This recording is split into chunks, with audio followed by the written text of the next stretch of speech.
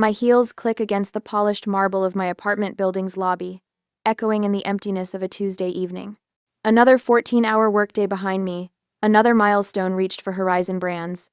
The client had practically hugged me after my presentation. I check my phone again. Still nothing. The elevator doors slide open with a soft chime, and I step inside, watching my reflection in the mirrored walls. Quinn Edwards, 32 years old today, senior PR executive, wearing exhaustion like an expensive perfume. My green eyes look back at me, searching for something worth celebrating. The number on my screen doesn't change. 0 messages, 0 calls. I tell myself it doesn't matter. I'm a grown woman who handles multi-million-dollar accounts. Birthdays are for children. But when I unlock my apartment door, the small cake I'd bought myself that morning sits accusingly on my coffee table. A single candle stands unlit in its center, a pathetic little soldier awaiting orders that won't come. Happy birthday to me, I whisper to no one. I drop my leather briefcase by the sofa and kick off my heels, sinking onto the cushions.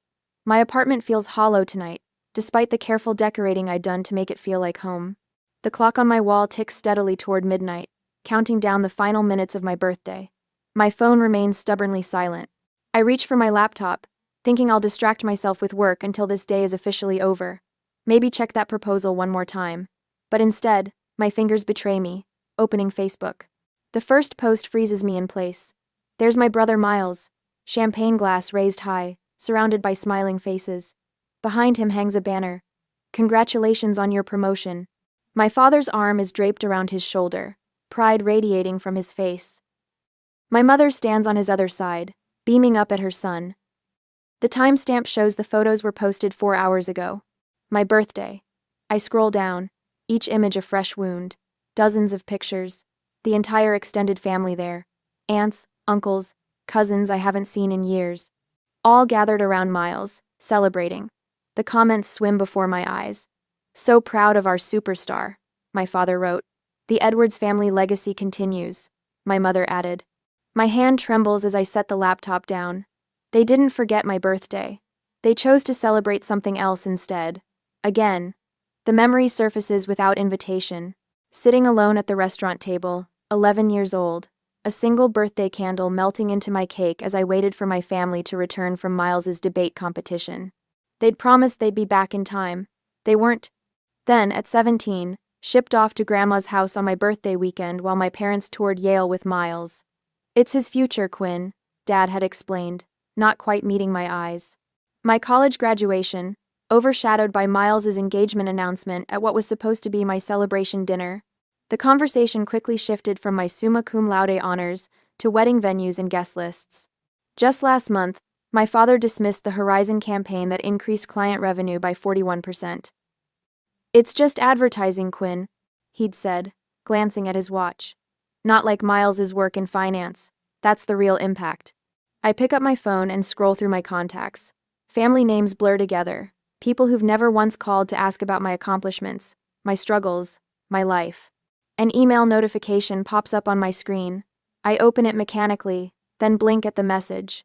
My performance bonus for the Horizon campaign, $82,000. My phone rings, startling me. My mother's name appears on the screen. For one foolish moment, hope flutters in my chest. Hello? I answer, hating the eagerness in my voice. Quinn, darling. My mother's voice bubbles through the speaker. I'm so glad I caught you. Listen, we're planning a little something for Miles and Jessica's anniversary next month, and I was hoping you could help out. Nothing major, just handling the catering and maybe the decorations. You're so good at that sort of thing. The clock strikes midnight. My birthday is officially over. Mom, I say, my voice shaking. Today was my birthday. A pause. Oh, she sounds genuinely surprised. Oh, honey, with Miles's big promotion, it just slipped our mind. Slipped their mind. Like always, I stare at the email still open on my laptop. $82,000. More money than I've ever had at once. Something shifts inside me, like tectonic plates sliding into a new formation. My voice steadies. Don't worry about it, Mom, I say, the words coming from somewhere new and unfamiliar. I understand what's important to this family. And for the first time in my life, I truly do. 4 days later at work, my fingertips hover over the keyboard, frozen in disbelief. The group chat that I am not part of, but thanks to Mom's accidental invitation, I entered it. Threads sprawled across my screen like a crime scene, each message more damning than the last. Quinn should contribute significantly to Miles's anniversary gift, my father wrote. At least $20,000. My mother's reply appears below. She just got that bonus. Time she supports the family for once. And there it is. My name, spelled Quinn, in the family thread. 1, instead of 2. My own mother can't even spell my name correctly. I lean back in my office chair, the leather creaking beneath me. The Chicago skyline stretches beyond my window, buildings glittering in the afternoon sunday. Inside Horizon PR's glass-walled conference room, I'm supposed to be preparing for tomorrow's client meeting. Instead, I'm discovering just how little I matter to the people who should care most. My phone vibrates. Jennifer pokes her head through my doorway, her dark curls bouncing as she enters. "Your brother's online too," she says, then narrows her eyes at my expression. "Everything okay?" "Miles used our contacts at Regen Tech," I say, turning my laptop toward her. "Pulled their marketing director into a meeting for his investment firm, without asking me." Jennifer scans the emails, her frown deepening. "This is the third time he's done this. And your dad thinks you should give him 20 grand for an anniversary party?" She lets out a low whistle. "That's messed up, Quinn." "Apparently it's time I support the family for once," I say, the words bitter on my tongue. "What exactly have they done for you lately?" Jennifer asks, perching on the edge of my desk. Her bluntness is why we've been friends since orientation day 5 years ago. The question hangs in the air as my office phone continues blinking. Miles, waiting for me to pick up. Probably wants another contact, another favor. "Your bonus was well earned," Jennifer continues. "Lawrence wouldn't have approved it otherwise." As if summoned, my boss appears in the doorway. Lawrence Chen, CEO of Horizon PR, immaculate in his charcoal suit despite the late hour. "Quinn, the Westfield campaign numbers just came in," he says, sliding a folder across my desk. 41% increase in their quarterly revenue. The board is ecstatic. His smile reaches his eyes. "This is why I fought for your bonus. You've earned every penny." After he leaves, Jennifer squeezes my shoulder. "See? At least someone appreciates you." I finally answer Miles's call, keeping my voice professional despite the anger simmering beneath my skin. He needs Regen Tech's chief marketing officer at his dinner tomorrow. Important potential client. Family helping family. "I'll see what I can do," I say, non-committal. That evening, I stop at Mrs. Bennett's apartment on the 3rd floor. She opens the door with a warm smile that crinkles the corners of her eyes, the scent of freshly baked cookies wafting from her kitchen. "Right on time," she says, ushering me inside. At 84, Mrs. Bennett moves with the determination of someone half her age. These oatmeal cookies won't eat themselves. We sat at her small kitchen table, the checkered tablecloth soft beneath my fingers. For 3 years, Tuesday evenings have been our ritual. Me bringing takeout, her providing dessert. The family I've chosen rather than the one I was born into. "You look troubled," she observes, pushing the cookie plate closer. I tell her about the emails, about Miles using my contacts, about the $20,000 they expect me to contribute. And they spelled my name wrong. I finish, hearing the childish hurt in my voice. Mrs. Bennett's hand covers mine. Some parents never see their children clearly, too busy looking at their own reflection. Her words follow me home, lingering as I change for the family dinner I've been dreading for days.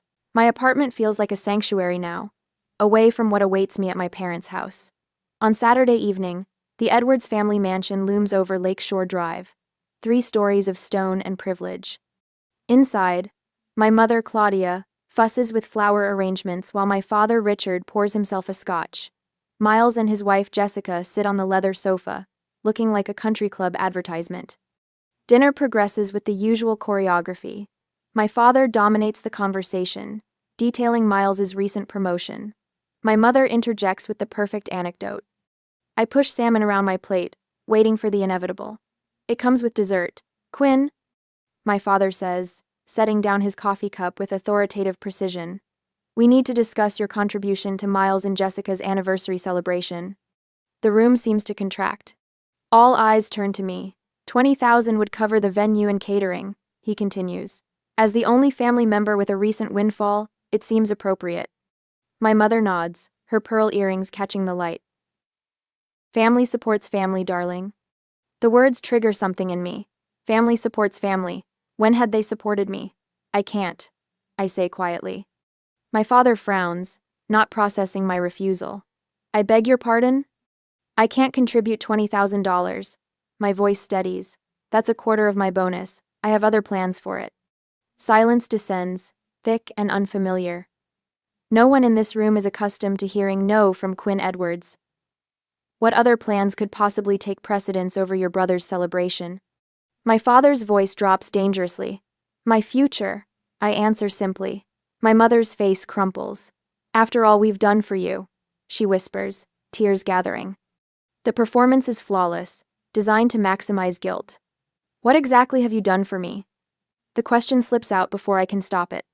My father rises, towering over the table. I will not tolerate ingratitude in this house. Your brother is the real achiever in this family. The least you can do is support his success. His words strike with precision, finding the bruise he's been pressing my entire life. I stand, legs unsteady beneath me. I need to go, I say, gathering my purse. My mother reaches for my arm. Quinn, please, don't make a scene. But for once, I don't retreat into silence. I don't smooth things over. I walk out the front door, guilt trailing behind me like a shadow. But something else too. Resolution. For the first time in 32 years, I've refused to fade into the background of my brother's life. It feels terrifying. It feels right. In my car, hands still trembling on the steering wheel, I make a promise to myself. This is just the beginning. A week later, Mother calls every morning at precisely 7:15. I've started leaving my phone in the bathroom while I make coffee. Quinn, sweetie, this rebellious phase needs to end. Her voice echoes from the speaker as I apply mascara. Your father hasn't slept properly since that dinner. I watch myself in the mirror, cataloging the familiar tightness around my mouth. Mom, I'm not rebellious. I'm 32. Then why are you breaking our hearts, after everything we've sacrificed for you? The mascara wand freezes midair. What exactly have you sacrificed for me? She gasps, genuinely shocked. How can you ask that? We gave you everything. I have a meeting. I need to go. I hang up before she can respond. By afternoon, my father strides through the glass doors of Horizon Brands, his tailored suit and commanding presence turning heads. Jennifer catches my eye across the conference room, mouthing code red before disappearing. I intercept him near reception. Dad, this is my workplace. Then you should conduct yourself like a professional. His voice carries, drawing attention from nearby cubicles. Professionals honor their family obligations. Lower your voice. I guide him toward an empty meeting room, acutely aware of curious glances. What do you want? Your mother hasn't stopped crying. Is that what you wanted? To punish us because we missed one birthday? The dismissal ignites something molten inside me. Try 20 years of birthdays, graduations, and achievements. You always exaggerate. He checks his watch. The point is, Miles deserves our support. 20,000 from your bonus is more than fair. My phone buzzes with an emergency alert from our biggest client. I have to handle this crisis. We'll talk later. I do too on. This conversation isn't finished, Quinn. Actually, it is. I close the door behind me, hands trembling but voice steady as I dial the client. 3 hours later, I stand before our executive team, presenting the crisis management strategy that saved the Westridge account. My voice doesn't waver once. That was extraordinary work. Our CEO says afterward, hand on my shoulder. You just saved a $3 million account with that quick thinking. The client called me personally to sing your praises. Pride blooms warm in my chest, unfamiliar but welcome. Thank you. I appreciate that. Walking back to my office, I notice 6 missed calls from Miles and a text. Mom's crying every night because of you. Fix this. Fix. I silence my phone and turn to the stack of congratulatory emails from colleagues and clients. The contrast is stark. At work, I'm valued. At home, I'm an afterthought unless I'm giving something. 3 weeks after my birthday, I sit alone in a corner cafe, laptop open, a half-eaten slice of carrot cake beside me. At a nearby table, a group of friends surround a young woman wearing a paper crown. They laugh, offering gifts wrapped in shiny paper. Make a wish, Amanda. Someone calls as she blows out her candles. I watch their easy affection, the genuine celebration of her existence. The realization settles like a stone. I will never have this with my family. No amount of achievement will make them see me. My fingers hover over the keyboard. Without quite deciding to, I type, Lakefront Property, Michigan. The search yields dozens of results. I click on one, a 4-bedroom house with wide windows facing the water, wooden deck wrapping around 3 sides, mature pine trees offering privacy. Price, $365,000. I study the photos, something expanding in my chest with each swipe. This could be mine, my refuge, my choice. The next morning, I call a realtor and arrange a private viewing. 2 days later, I stand on that wooden deck, watching sunlight dance across the lake's surface. The owners are motivated sellers. The realtor explains. They've already moved to Arizona. I'll take it, I hear myself say. I can make a substantial down payment. Her eyebrows lift.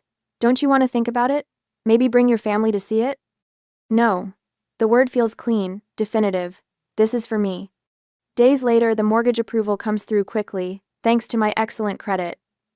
I sign papers in a quiet office, each signature feeling like a declaration of independence. Mrs. Bennett, my elderly neighbor who's shown more interest in my life than my mother ever has, accompanies me to the closing. You're doing the right thing, dear, she says, patting my hand as I receive the keys. Sometimes we need to build our own sanctuary. For the first time in weeks, my hands are perfectly steady. I spend weekends at the lake house, transforming it room by room. The walls fill with framed awards and photographs of moments I'm proud of: my college graduation, the team celebration, after landing the Westridge account, the magazine cover featuring my PR campaign. The master bedroom becomes my favorite space. I hang a small wooden sign on the door, the birthday suite. Inside, I place a reading chair by the window overlooking the lake, stack books I've always wanted to read on the nightstand, and splurge on the softest bedding I can find. On a bright Sunday, I type out housewarming invitations to Jennifer, my colleagues, and Mrs. Bennett. My finger hovers over my family contacts, a lifetime of conditioning urging me to include them. Instead, I press send, only to those who have celebrated my successes, who see me clearly. The action feels small but momentous, like the first stone in a foundation of boundaries I'm only beginning to build. That night, I sit on my deck, watching stars reflect on the dark water, phone deliberately left inside. For the first time in my adult life, I feel powerful. Not just successful or accomplished, but powerful in the way that comes from choosing yourself when no one else will. Tomorrow, the calls will continue. The guilt trips will intensify. But here, in this space that belongs only to me, their voices finally begin to fade. On Sunday, my thumb hovers over the post button. 3 deep breaths. Then, I press it. The photo isn't particularly special, just me on the new cedar deck, barefoot with a glass of Pinot Noir, Lake Michigan stretching blue and endless behind me. What matters is the caption, "Weekend at my new lake house, birthday gift, to myself." I set my phone screen down on the weathered wooden railing and lift my face to the golden Michigan sunset. The September air carries a hint of autumn, crisp against my skin. For 20 minutes, I simply breathe, watching light dance across gentle waves, while chickadees call from nearby pines. When I finally check my phone, the notification count stops me cold. 17 missed calls, 32 text messages. My mother has called 8 times in 15 minutes. I silence the ringer and slip the phone into the pocket of my jeans. Not today.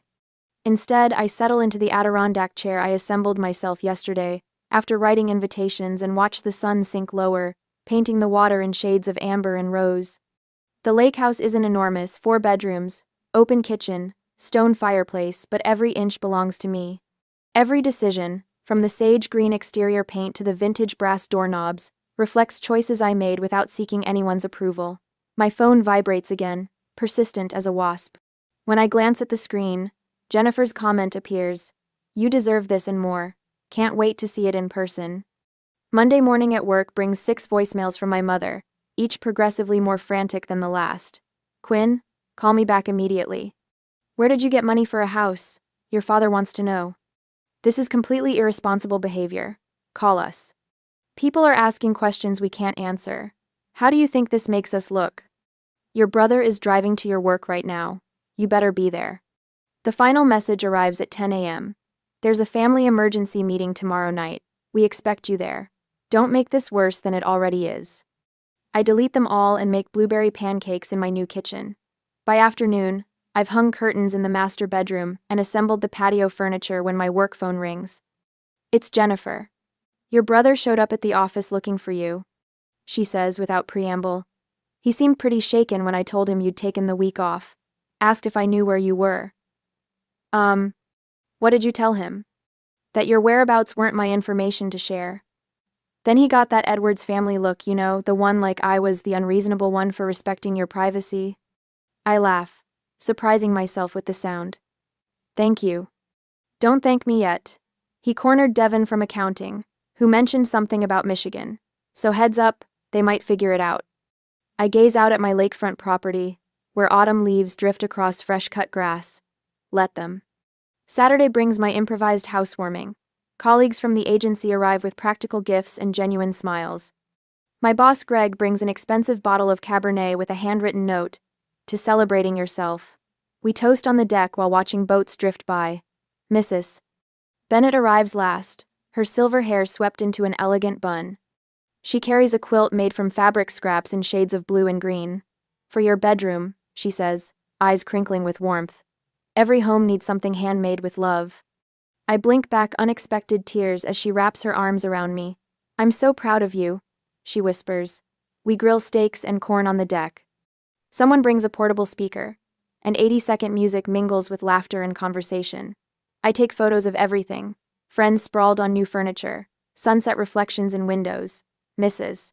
Bennett teaching Jennifer how to properly fold napkins. I post these images too, each one highlighting the absence of my family, while showcasing the people who actually show up for me. Sunday evening, my father texts, "Where did you get house money?" Answer immediately.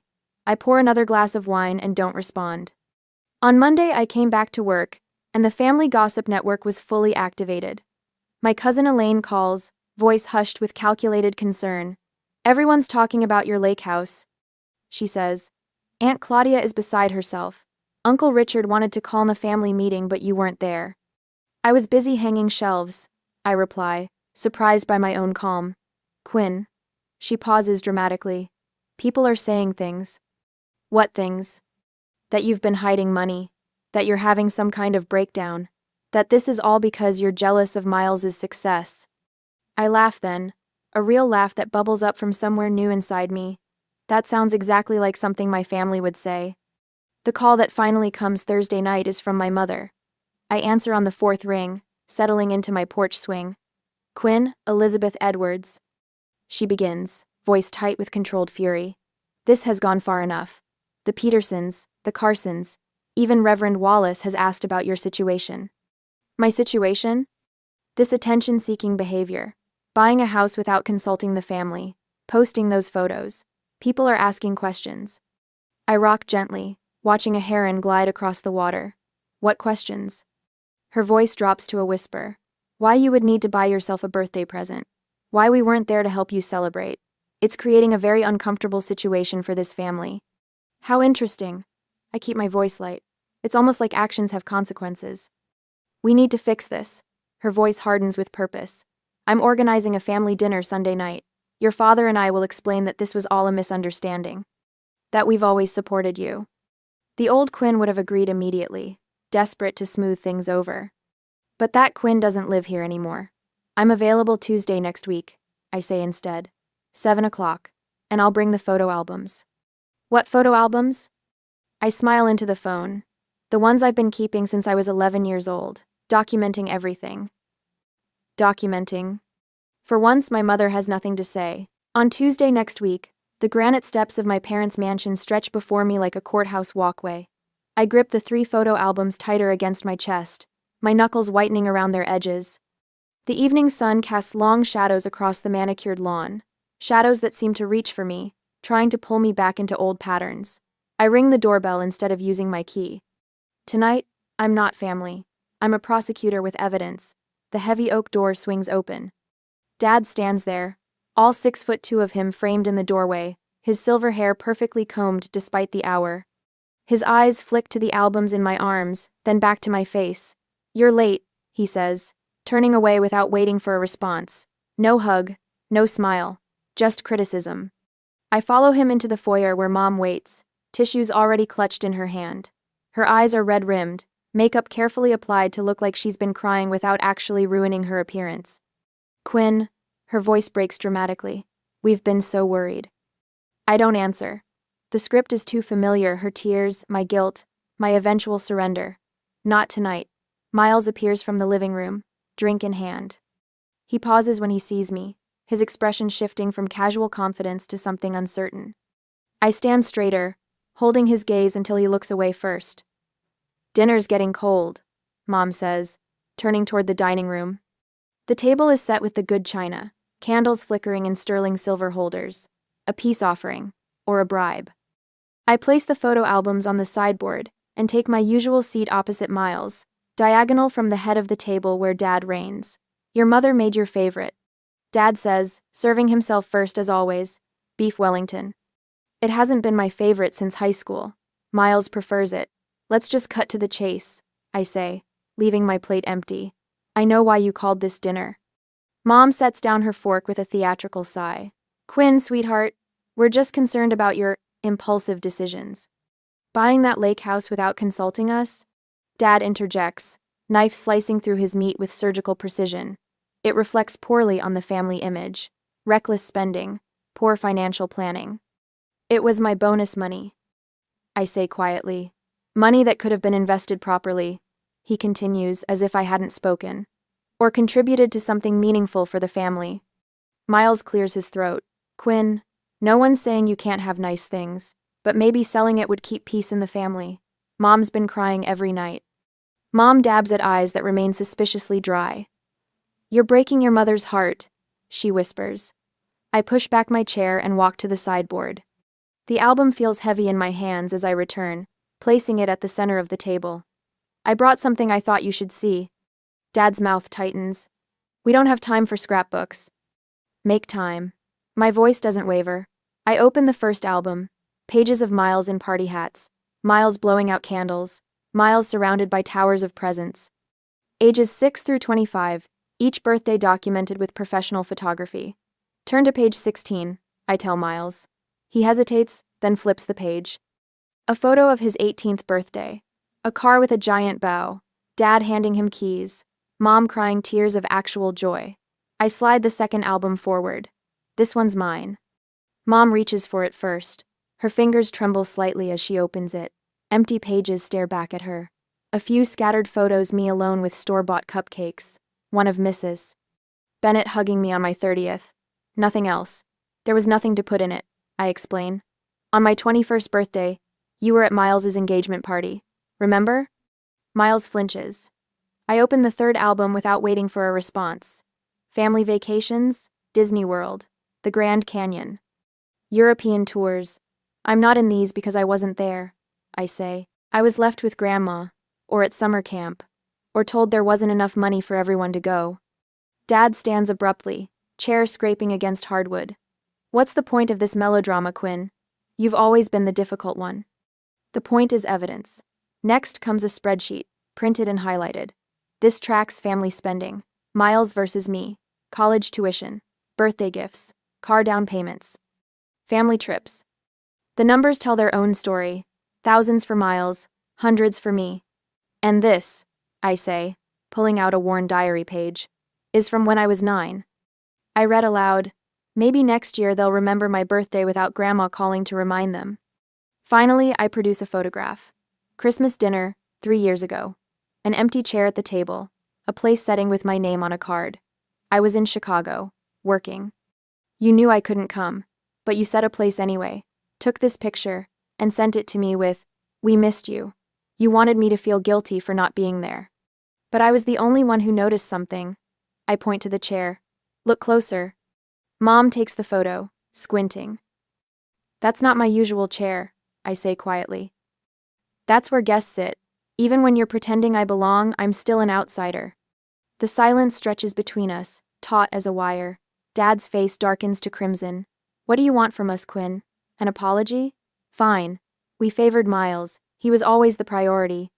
He's carrying on the Edwards name, the Edwards legacy. Mom crumples, real tears now. We didn't mean to. It just happened.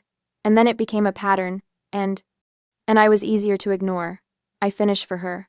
Miles hasn't spoken. He's staring at a photo I deliberately placed at the edge of the table. Him at 8, surrounded by presents. Me at 6, watching from the background, mouth tight in a smile that doesn't reach my eyes. I stand, gathering my evidence except for the albums. Those I leave behind. I don't need your approval anymore. I say, voice clear and steady. I don't need your love or your attention or your validation. I waited 32 years for you to see me. I'm done waiting. I turn toward the door, shoulders straight, steps unhurried. Behind me, Miles calls my name. Mom sobs. Dad remains silent. I pause at the threshold, not looking back. The albums are yours to keep. Consider them a gift. The door closes behind me with a quiet click that echoes like thunder. A year later, on my birthday, the morning sun paints gold across my lake house deck as I arrange a tray of fresh fruit beside a champagne bucket. 33 candles waited on the cake. Jennifer insisted on bringing one for each year, plus one for luck. Need any help? Mark from marketing calls from the sliding door, balancing a platter of pastries. Just set those anywhere. I smooth my red sundress and check my watch. Everyone should be here within the hour. A year makes quite the difference. Last birthday, I sat alone in my apartment with a store-bought cake. Today, my deck bustles with colleagues and new friends, all here to celebrate me. My phone buzzes with congratulatory texts about my promotion to senior director. The timing feels poetic, announced yesterday, celebrated today. The lake sparkles beyond the railing, reflecting the sky that matches my mood. Dr. Levine, my therapist, would call this progress. Our weekly sessions have helped me understand the family dynamics that shaped me. Generational patterns, she calls them. Breaking them takes courage. Courage looks like spending Thanksgiving at a resort in Vermont instead of my parents' house. Like muting group texts when they turn manipulative. Like building my own traditions from scratch. Quinn! Jennifer raises her mimosa glass. To the birthday girl who taught us all how to choose ourselves. Glasses clink. Laughter ripples. I absorb the warmth of genuine connection, so different from the hollow performance of family gatherings. A car door slams out front. I know that engine sound. My brother's BMW. Miles stands awkwardly at the edge of the deck, holding a wrapped package. The party conversation dims as he approaches. Sorry to crash, he says. I wanted to give you this in person. We haven't spoken since the photo album confrontation. Since he watched his perfect family narrative crumble under the weight of evidence. Join us, I say, surprising myself with how much I mean it. Later, when the party moves indoors, Miles and I sit at the end of the dock. The package rests between us, still wrapped. Therapy's been eye-opening, he admits, watching a sailboat cut across the horizon. Dad still won't go, but Mom's trying. She talks about you differently now. And you? I ask. I never saw it until you showed us. How they erased you while spotlighting me. He pushes the package toward me. Open it. Inside is a framed photograph I've never seen before. Me at 7, perched on our old tire swing, laughing at something beyond the camera. Just me. Found it in Dad's storage boxes, Miles explains. Had it restored. Proof you existed, even when nobody was looking. My throat tightens. Not a solution, but a beginning. A knock at the lake house door pulls me back to the party. Through the glass, I see my mother standing alone on the porch, clutching a small bakery box. She insisted on coming, Miles says. I didn't tell her where until today. Mom's hands tremble as she holds out the box. Inside sits a cupcake with a single candle. Happy birthday, Quinn, she whispers, her rehearsed smile faltering into something more genuine. I brought carrot cake. You always liked that, didn't you? I did, she remembered. The party's winding down, I say, stepping aside. You can stay for cake if you'd like. Her relief is palpable. Small steps. After everyone leaves, I walk back to the dock as twilight settles over the lake. Last year, I spent my birthday staring at an empty inbox in a sterile cafe. Tonight, I'm surrounded by gifts chosen with care, echoes of laughter, and the beginnings of boundaries that protect without isolating. My phone chimes with a text from Mrs. Bennett. Did you enjoy your day, dear? I smile as I type my reply. For the first time, I truly celebrated myself. The lake house windows glow behind me, light reflecting on the gentle waves. I raise my glass to my silhouette against the sunset, toasting the woman who finally learned that validation begins within. What gift have you given yourself that changed everything?